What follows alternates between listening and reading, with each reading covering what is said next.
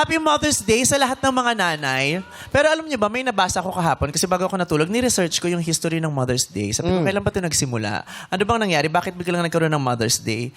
So, ngayon kasi Mother's Day, sinaselebrate natin para pagbibigay-pugay sa mga nanay natin, sa mga kapiling natin, paglalambing sa kanila, pagbibigay ng bulaklak, dinedate natin sila, binabate, hinahalikan, nireregaluhan, di ba? Kaya yung mga ano din, yung mga kumpanya, kanya-kanya na ring kubra, ginagawa, di ba? Ginagawa nilang malaking negosyo itong Mother's Day.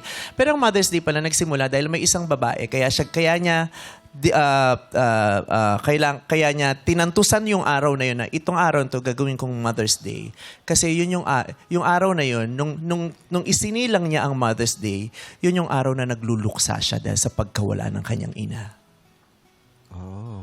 So, Mother's Day is not just a celebration. It is honoring a daughter's grief.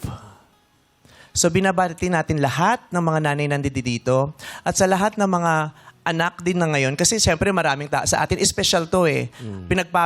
Pinagpala tayo, na privilege tayo because now we are celebrating this moment kasama ang mga nanay natin. Yeah. Kaya sa araw na ito, binibigyan din natin ng paggalang, inirerespeto at kinikilala din natin hindi lang ang pagmamahal ng mga nanay na kasama natin, kundi ang pagmamahal ng mga nanay na nawala.